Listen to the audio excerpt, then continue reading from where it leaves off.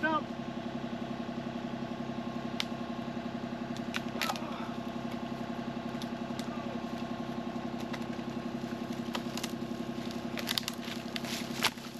I'll be able to use that for something later.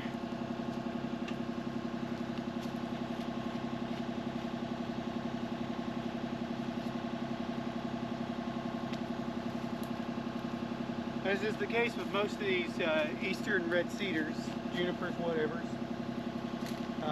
the center's a little bit rotten out. It's pretty short, probably not even 8 foot, but we're going to see if we can make something out of it.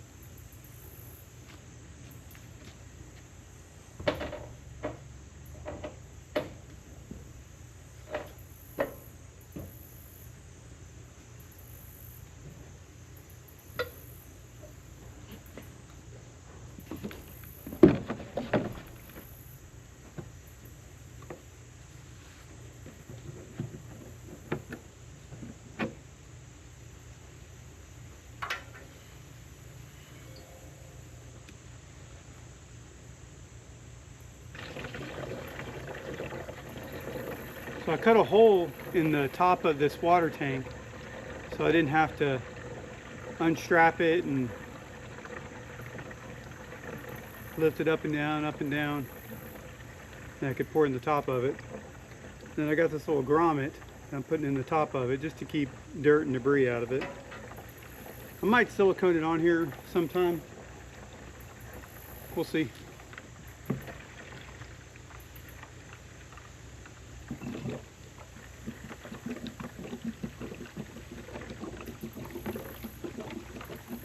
Currently I'm just putting water in here. I may add some dish soap later.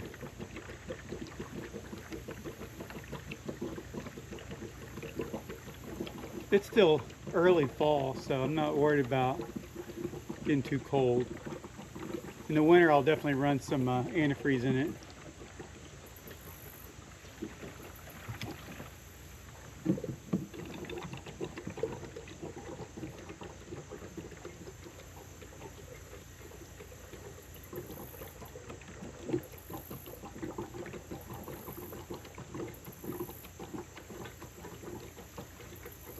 I think I might run a water hose over to the sawmill shed when I get it all built. And then I can just fill directly from a water hose, but we'll see. So for you guys that run sawmills that are following my channel, if it's not undercover, would you be covering the motor up? I mean, I know it's meant to be outdoors and weather and stuff. I just feel like it needs to be covered up if it's not going to be being used and it's raining. What do y'all think? Let me know in the comments.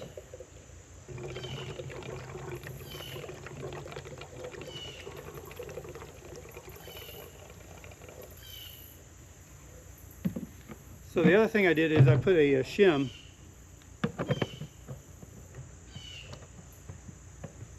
on the back side of this so that it tilted forward where the spout is. That way I could run it a little bit lower and it wouldn't run out as quick.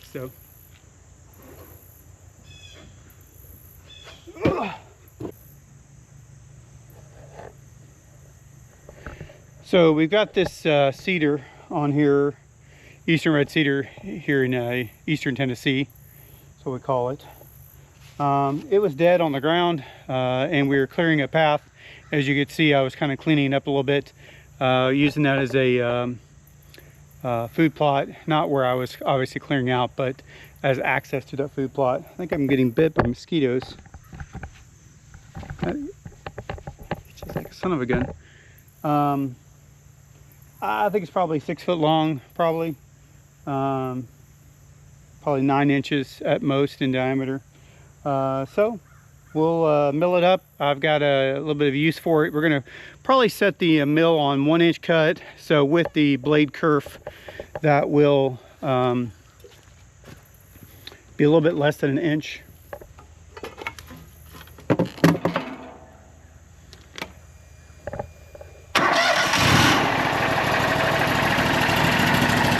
So we'll get it fired up.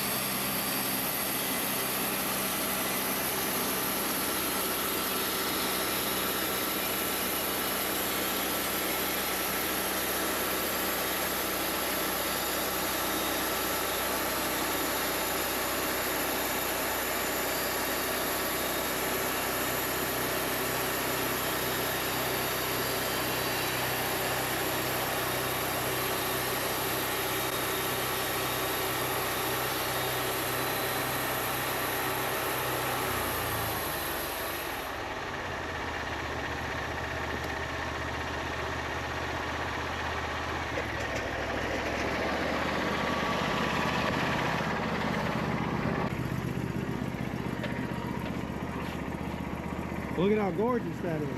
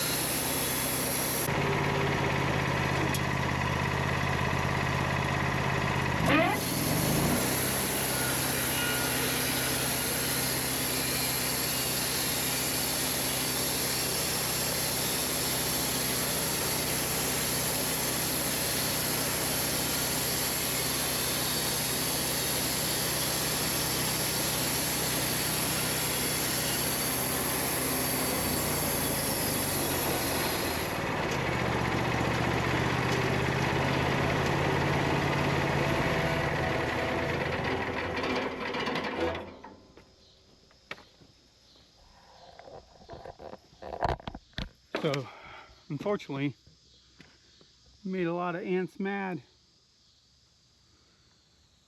messing up their good deal. But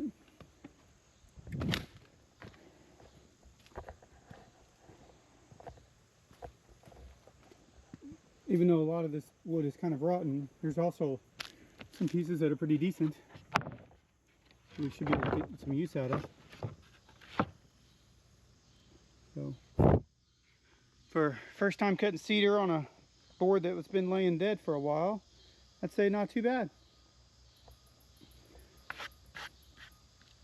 Really neat looking material. So if I end up using it on a project, I'll take a little bit of video of it and show you what it looks like. So all right, let's get this cleaned up and wrap it up for the day.